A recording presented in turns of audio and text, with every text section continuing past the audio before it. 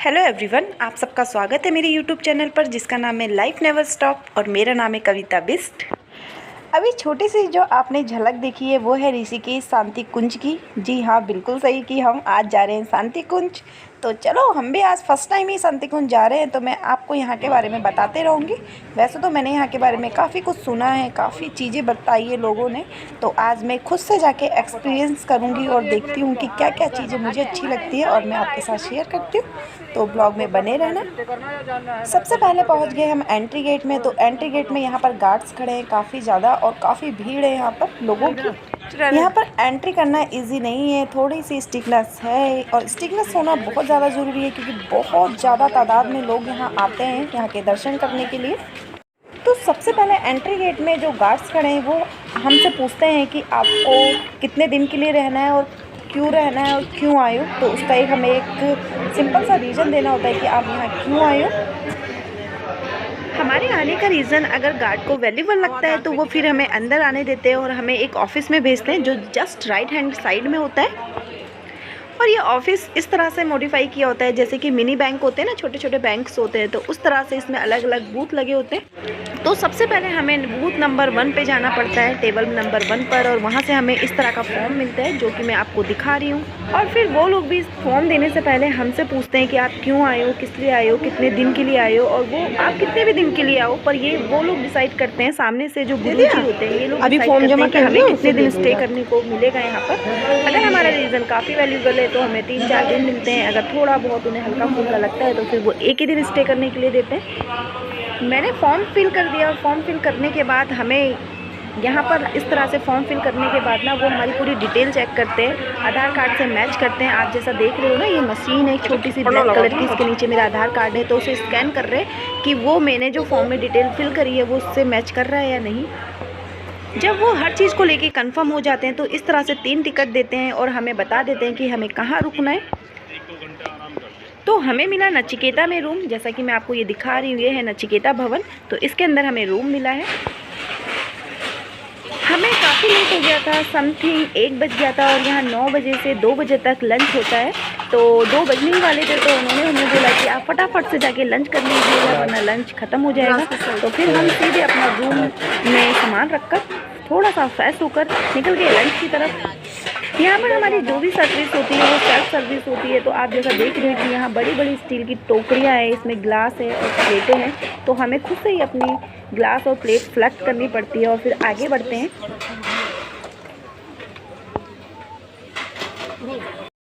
यहाँ पर साफ़ सफाई का काफ़ी ध्यान दिया जाता है। सबसे स्ट्रिक्ट यहाँ पर है कि जो भोजनालय है ना, जैसे कि आप देख रहे हो डाइनिंग एरिया, यहाँ पर हमें स्लीपर शूज़ वगैरह कोई भी फुटवेयर पहनना अलाउ नहीं है, ना ही छोटों को ना ही बड़ों को। यहाँ पर हम एंटर करते समय अपने फुटवेयर एक जगह उतारते हैं और सबसे पहले हम यहाँ हैंड वॉश करेंगे और फिर आगे बढ़ेंगे नंगे पैर। और पता है यहाँ पर ना थोड़ा सा गीला ना हो जाए करके, मतलब जो यहाँ के गुरुजी लोग हैं वो कंटिन्यूसली पोछा लगाते रहते हैं ताकि कोई फिसले ना। रूल्स के अकॉर्डिंग हमने हैंड वॉश किया और लंच करने के लिए आगे की तरफ बढ़े। तो चलो चलते। और जो नीचे आप ग्रीन कलर की मैट देख रहे हो ना, ये कोई नॉर्मल मैट नहीं है, ये एक्यूप्रेशर का काम करती है हमारे पैरों के लिए। तो इसीलिए इसमें नंगे पैर चलना काफ़ी लाभदायक है हमारे लिए भी। तो इस तरह से यहाँ पर खाना परोसा जाता है, हमें बैठ जाना होता है और बस। अगर आप चाहो तो आप भी इस तरह से खाने परोसने में इन लोगों की हेल्प कर सकते हो। काफ़ी लोग कर रहे थे। और पता है यहाँ की एक सबसे अलग चीज़ जो मुझे लगी, तो यहाँ पानी नहीं दिया जाता खाने के साथ। यहाँ ग्लास में पानी की जगह छाछ मठा दिया जाता है, रात में भी और दिन में भी। अगर आपको पानी पीना है तो आप अपनी बोतल अलग से ला सकते हो। बस लंच करने के बाद हमने सोचा थोड़ा रेस्ट किया जाए और हम आ गए यहाँ पर जहाँ बच्चे थे और बच्चे बहुत खेल रहे थे एक दूसरे के साथ। और यहाँ धूप भी नहीं थी, काफ़ी अच्छी शांति भरा माहौल था। तो यहाँ बैठना काफ़ी अच्छा लगता है। मोस्टली लोग आते हैं और यहाँ बैठ जाते हैं। अभी हम जा रहे हैं कैंटीन की तरफ। शाम हो चुकी है तो सोचा कुछ खाया जाए।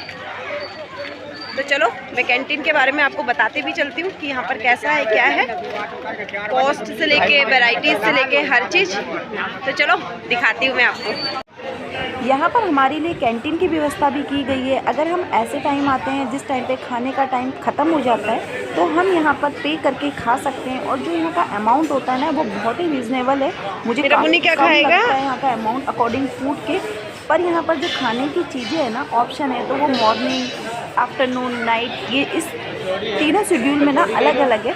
तो अलग अलग टाइम पे चीज़ें अलग अलग मिलती हैं। तो जैसे कि आप देख सकते हो, जैसे अभी हो रहा है शाम, तो शाम के टाइम पर हल्का फुल्का कोई भी स्नैक्स से हम अपना पेट भर सकते हैं अगर हमारा खाने का मन है तो। और सीरियसली व्यूवर्स, जो यहाँ पर फूड का अमाउंट है ना, वो काफ़ी ज़्यादा रीज़नेबल है। एक्चुअली मैं तो यहाँ यही सोचती रह गई कि यार इतना अफोर्ड ये कर कैसे लेते हैं, क्योंकि इतनी ज़्यादा तादाद में यहाँ लोग आते हैं। उन्हें पहले तो फ्री में खाना खिलाना, उन्हें स्टे कराना, बिस्तर देना, और यहाँ पर ना 1 रुपया भी नहीं लगता हमारा। 1 रुपये, मतलब चाहे आप 10 दिन रह रहे हो, 5 दिन रह रहे हो, 1 दिन रह रहे हो, कितने भी दिन रह रहे हो, उसमें हमारा 1 रुपया खर्च नहीं होता है। हाँ, अगर आपको कैंटीन से स्पेशली कुछ खाना है तो उसमें आप पैसे पे करोगे, अदरवाइज़ कोई पैसा नहीं लगता, किसी चीज़ का पैसा नहीं लगता, ना लाइट, ना पानी, ना खाना, ना बिस्तर, किसी भी चीज़ का नहीं। इवन जो यहाँ पर कैंटीन में फूड है ना, तो इसका जो प्राइस है वो भी काफ़ी रीज़नेबल। इतनी अच्छी चाय, वो भी 8 रुपये की, वरना नॉर्मली एक होटल में चाय 15 या 30 रुपये से कम की नहीं है। फ़रीदाबाद आकर सबसे ज़्यादा जो मैंने खाया वो डोसा है, वो भी अलग अलग जगह से मैंने काफ़ी डोसे खाए हैं। तो मुझे पता है कि अगर नॉर्मल एक प्लेन डोसा है ना, जिसमें कोई स्टफिंग नहीं है, तो वो 70 रुपीज़ की है, और अगर स्टफिंग है ना तो 90 रुपीज़। पर यहाँ पर जो स्टफिंग वाला डोसा है ना, वो 12 रुपीज़ का, आई मीन 12 रुपये का। इतना सस्ता, पता नहीं कैसे अफोर्ड करते हैं यार, भगवान की कृपा है जो इतना कर पा रहे हैं ये लोग। जैसा कि आपने अभी देखा है कि यहाँ पर पार्क भी बने हैं बच्चों के लिए, क्योंकि लोग 2, 3, 10, 15 दिन यहाँ स्टे करते हैं, तो बच्चे भी होते हैं उनके साथ, तो उनके लिए भी अलग से व्यवस्था की गई है। पार्क, झूले, हर चीज़ की व्यवस्था है। और जैसा कि आप ये सेक्शन देख रहे हो, मतलब मैं ना व्यूवर्स आपको इतना बता ही नहीं पाऊँगी जितना ये बड़ा है। कोशिश की है मैंने मोस्टली चीज़ें लेने की। तो जैसे कि आप ये सेक्शन देख रहे हो, ये है रज़ाई गद्दा स्टोर। और पता है यहाँ पर ना आपको जब रज़ाई गद्दा, मतलब कुछ भी बिस्तर का ओढ़ने का या बिछाने का लेना होता है ना, तो आपको सिर्फ 100 रुपये पे करने पड़ते हैं, वो भी सिक्योरिटी, कोई पेमेंट नहीं है, वो सिक्योरिटी। और जब आप ये वापस लेते हो ना, तो वो मतलब जब आप वापस देते हो ना, जिस दिन आप रूम छोड़ रहे हो और वापस दे रहे हो, तो वो आपके 100 रुपीज़ ये लोग आपको वापस कर देते हैं, तो कोई चार्ज नहीं है। शांति कुंज में जैसे जैसे आप आगे बढ़ते जाओगे, जहाँ भी आप नज़र घुमाओगे, आपको ये चीज़ हमेशा देखने को मिलेगी। इतने मोटिवेशनल कोट्स, बहुत ही अच्छे अच्छे प्यारे प्यारे कोट्स आपको पढ़ने को मिलते हैं, देखने को मिलते हैं, समझने को मिलते हैं। यहाँ पर मुझे इन कोट्स को पढ़ के ऐसा लगा कि यहाँ पर ना मतलब मैं आपको एक 1 वर्ड में समझाऊँ तो मुझे ऐसा लगा कि यहाँ पर ये समझाया गया है कि इंसान क्या है, बस ये समझाया गया है, और हमें किस तरह से रहना है, इंसान क्या है, और हमें ना अपने आप की खोज करनी है, ना कि दूसरों के अंदर गलतियाँ निकालनी है। तो ये सारी चीज़ें ना, ये जितने भी कोट्स हैं ना, उनमें सिर्फ एक बात सीखने को मिलती है व्यूवर्स। यहाँ पर हर चीज़ के अलग अलग सेक्शन बने हैं। ये शांति कुंज काफ़ी बड़े एरिया में है, बहुत ज़्यादा बड़े एरिया में है, और इनके ना अलग अलग सेक्शन, अलग अलग पार्क, हर चीज़ की व्यवस्था, चिकित्सालय की भी व्यवस्था है यहाँ पर। मैं अभी आपको यहाँ का हॉस्पिटल दिखाती हूँ, पर वो हॉस्पिटल पूरा का पूरा आयुर्वेदिक है। यहाँ पर आयुर्वेदिक जड़ी बूटियाँ जो कहीं भी नहीं मिलती ना, वो यहाँ मिलेंगी। तो चलो चलते हॉस्पिटल और मेडिकल की तरफ। व्यूवर्स, ये यहाँ का चिकित्सालय जैसा कि आप देख सकते हो, और इसी के अंदर है मेडिकल। तो मेडिकल मैंने आपको इसलिए नहीं दिखाया क्योंकि मुझे इसके अंदर फ़ोन लेकर जाना, इस तरह से वीडियोस बनाना अच्छा नहीं लग रहा था, पर काफ़ी लोग जा रहे थे। पर मुझे ऐसा लगा कि इतनी शांति वाली जगह में इस तरह की हरकत करना मेरा क्या सही रहेगा तो मैंने नहीं की। और अब हम आ गए हैं यहाँ के सबसे पवित्र स्थान पर, और ये है यहाँ का सबसे पवित्र स्थान, जिसके बारे में मैं आपको थोड़ी देर में बताऊंगी कि शांति कुंज क्या है, ये किसने बनाया, किसके नाम से बना, इतना बड़ा ये कैसे हो गया, सब कुछ। और ये है यहाँ का पतंजलि भवन, अलग अलग भवन, अलग अलग कक्ष, काफ़ी चीज़ें हैं यहाँ पर। जैसा कि मैंने आपको बताया कि हम जैसे जैसे आगे बढ़ते जाएंगे, प्यारे प्यारे कोट्स हमें पढ़ने को मिलते जाएंगे। जैसे कि यहाँ पर लिखा है कि उपासना और आत्म शांति एक ही वस्तुओं के 2 पहलू हैं। इस तरह के कोट्स बड़ा ही प्यारे प्यारे पढ़ने को मिलते रहते हैं। यहाँ तो लोग डायरी लेके चलते हैं, और जैसे जो इन्हें अच्छे लगते हैं ना कोट्स, वो लोग यहाँ लिख रहे थे। चलते चलते मैं भी इन कोट्स को पढ़ते हुए आगे बढ़ रही थी। तो चलो आप लोग भी साथ में इन कोट्स को पढ़ते हुए आगे बढ़ो मेरे साथ। मैं लेके चलती हूँ यहाँ पर आपको, यहाँ के सबसे पवित्र स्थान पर, और उसके बारे में बताती हूँ। पवित्र स्थान से पहले पड़ता है फुटवेयर स्टैंड। तो हमें यहाँ पर अपने फुटवेयर्स को सभ्यता के साथ इस तरह से रखना पड़ता है। जैसा कि आप देख रहे हो कि सभी लोग किस तरह से यहाँ पर आ रहे हैं और अपने फुटवेयर उतार रहे हैं।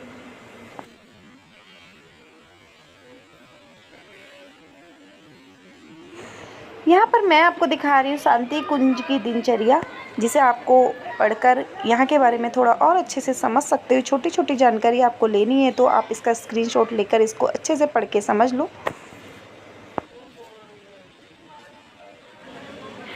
अब हम चलते हैं यहाँ के पवित्र स्थान की तरफ। तो जैसा कि आप देख सकते हो कि यहाँ पर इस तरह से 2 समाधि बनी है।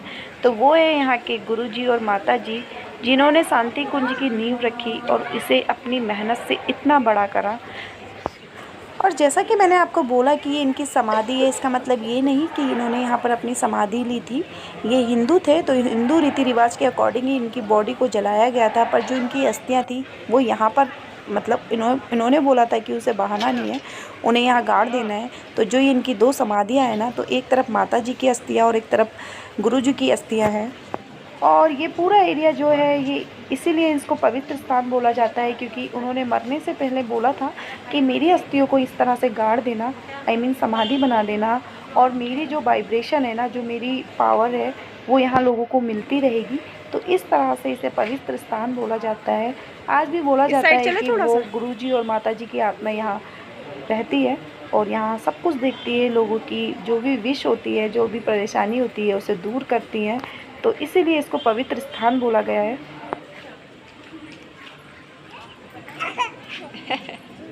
चलो, ये इतना बड़ा है ना कि मुझे समझ ही नहीं आ रहा है कि मैं क्या चीज़ दिखाऊं, क्या चीज़ ना दिखाऊं। अभी देखो ये भी कितना खूबसूरत है सब कुछ। जो चीज़ मेरे मन को बहुत अच्छी लगी कि जो ये पवित्र स्थान है ना, इसके चारों ओर जो आप पेड़ देख रहे हो ना, ये सिर्फ तुलसी के और इतने हरे भरे पेड़ हैं। इसके पत्ते इतने प्यारे हैं ना, बहुत ही ज़्यादा, जो अलग ही पावर देते हैं हमें यहाँ पहुँचने के बाद। और यहाँ पर पुस्तकों को या कोई भी सामान को एक से दूसरे स्थान पर पहुँचाने के लिए इस तरह से पहिया गाड़ी का यूज़ किया जाता है। जैसा कि आप देख रहे हो, ये जगह जगह आपको देखने को मिलते रहेंगी। और ये यहाँ का विवेकानंद हॉल, स्वामी विवेकानंद का हॉल। यहाँ पर स्वामी विवेकानंद से रिलेटिव आपको कोई पुस्तक चाहिए, कुछ भी XYZ, वो सारी चीज़ें यहाँ पर आपको मिलेंगी। और इसके अंदर हो रहे प्रोग्राम, यहाँ पर ना बच्चों को सांस्कृतिक चीज़ें सिखाई जाती है, पढ़ाया जाता है सारी चीज़ें। तो यहाँ पर बच्चों को रिहर्सल कराई जा रही है गानों के ऊपर।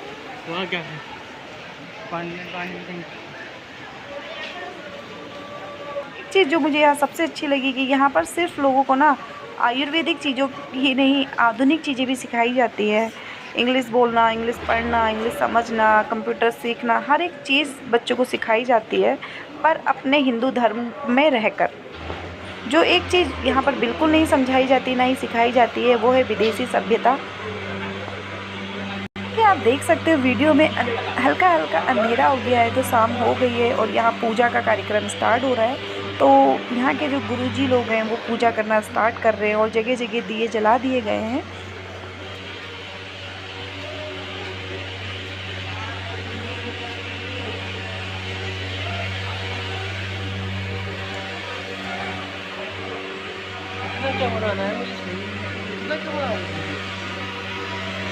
और शाम होते ही यहाँ पर मच्छरों का इंतज़ाम भी कर दिया जाता है। तो यहाँ पर ये जो धुआं है ना, उसके लिए जो धुआं गाड़ी होती है ना, उससे मच्छरों को भगाया जाता है, जिससे कि जो भी यात्री हैं उन्हें आराम से सोने को मिले, रात में उन्हें कोई परेशानी ना हो। और जैसा कि मैंने आपको बताया था कि यहाँ बच्चों को सांस्कृतिक गानों पे डांस करना सिखाया जाता है, तो थोड़ी सी झलक मैं आपको उसकी दिखाती हूँ।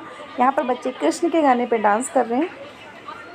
वो सॉन्ग तो आपने सुना होगा कि वो है अलवेला मृगनैनो वाला, उस सॉन्ग पे ये लोग डांस कर रहे हैं। और सॉन्ग को मैंने म्यूट कर दिया कॉपीराइट की वजह से, तो आप ऐसे ही एंजॉय करो।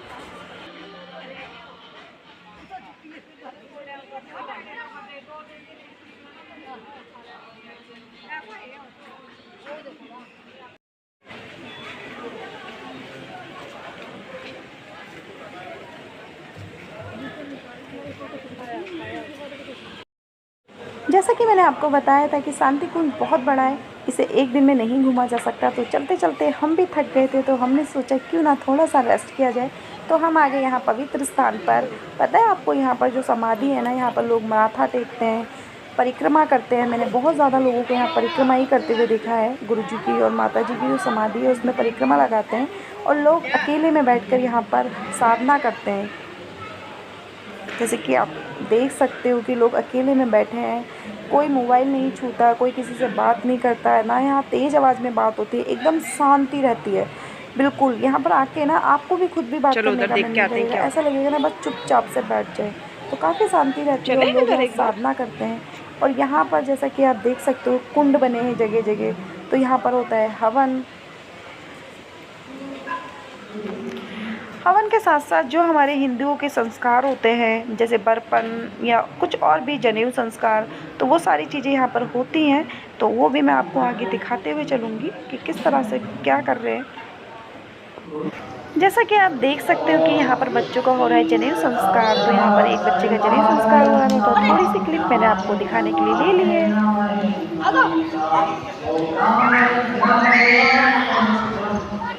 और यहाँ पर जो मुझे सबसे रोचक और मान्यता वाली चीज़ लगी वो है ये अखंड दीप जो सन 1926 से जल रहा है और आज तक कभी नहीं बुझा, जिसे देख के मन में बस एक ही चीज़ आती है कि ये दीप कभी भी ना बुझे और लोगों को इस तरह से, मतलब जो लोग होते हैं ना जो बाहर से आते हैं उन्हें इस तरह से बसेरा करने को मिलता है, वो भी फ्री में। तो इस तरह से वो करने को मिलता रहे जिससे लोगों के बहुत सारे दुख दूर होते हैं। और यहाँ पर थोड़ी सेल्फ सर्विस चलती है, थोड़ी क्या पूरी की पूरी सेल्फ सर्विस चलती है। तो अगर आपको बैठना है तो आपको खुद ही मैट लेनी है और उसे फोल्ड करके अपनी जगह रखना है। एक्चुअली अभी बज रहे हैं सुबह के 5 और जैसा कि मैंने आपको बताया था कि हम यहाँ शांति कुंज में ठहरे हुए हैं, आज एक नाइट के लिए स्टे कर रहे हैं। तो यहाँ ना 3 बजे से प्रोग्राम हो रहे हैं और अभी भी बहुत सारे प्रोग्राम हो रहे हैं जैसे यज्ञ, गायत्री मंत्र, योगा। तो मैं खुद को रोक नहीं पाई, नींद तो मेरी 3 बजे से खुल गई थी, पर अभी जाके अक्कू ठीक से सो गई है तो मैंने कहा जाके देखा जाए कि क्या क्या हो रहा है। तो चलो चलते हैं। और पता है यहाँ लोग ना सुबह ही उठ जाते हैं, नहा धो के सब लोग अपने अपने मतलब इस तरह की चीज़ों को अटेंड करने के लिए सबसे पहले उठ जाते हैं। तो ऐसा लग रहा है कि जैसे कि हम ना एक गुरुकुल में हैं और यहाँ हर चीज़ जैसे रूल वाइज होती है ना, वो चीज़ें चल रही हैं। तो चलो अभी कुछ प्रोग्राम हो रहे हैं तो मैं लेके चलती हूँ आपको उस साइड, देखते हैं क्या हो रहा है।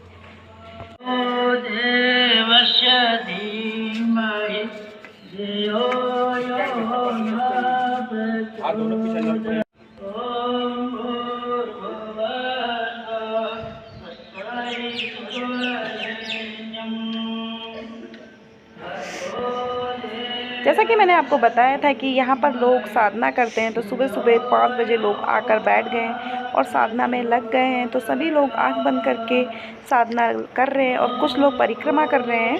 और आगे से पंडित जी हमें समझाते हैं कि इंसान क्या है और हमारा उद्देश्य क्या है इस धरती पर आने का। तो बहुत अच्छी चीज़ें हमें सीखने को मिलती है।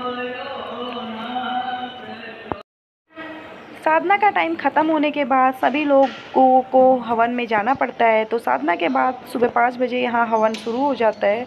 तो यहाँ पर इस तरह से कुंड बने हैं और अलग से हवन कुंड भी बने हैं, इसमें छोटे छोटे से। तो एक कुंड में 9 से 10 लोग बैठ सकते हैं। तो लोग फटाफट जाते हैं और सोचते हैं कि हमारी बारी आ जाए, हमारी बारी आ जाए, इस तरह से जैसा आप देख सकते हो।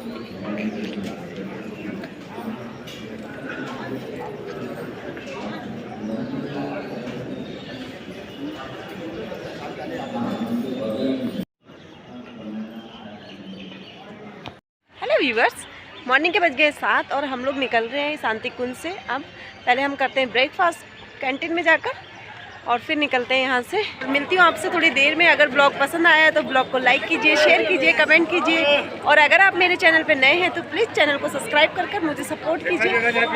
Thank you for watching. और यहाँ कैंटीन में देखो कितनी भीड़ है।